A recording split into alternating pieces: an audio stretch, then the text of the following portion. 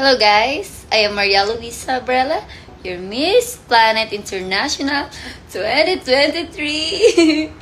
Anyway, I'm alone. Mag-isa lang ako dito sa room kasi nasa labas pa sila.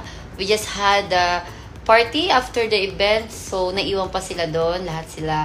But all the candidates, all the winners get back to the hotel. So andito na kami sa hotel and ako nga yung naiwan dito sa room namin. So thank you guys. Dito mangyayari kundi dahil sa lahat ng suporta nyo, sa lahat ng naniniwala at nagtitiwala sa akin. So, thank you.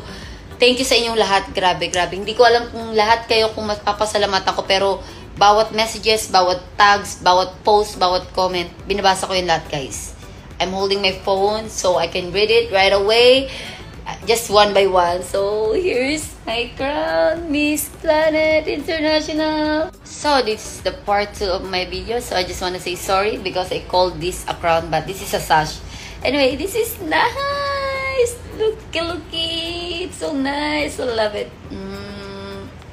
You know, I'm so happy because dito ako napunta sa organization na to. Dito ako nakasali kasi they're all nice.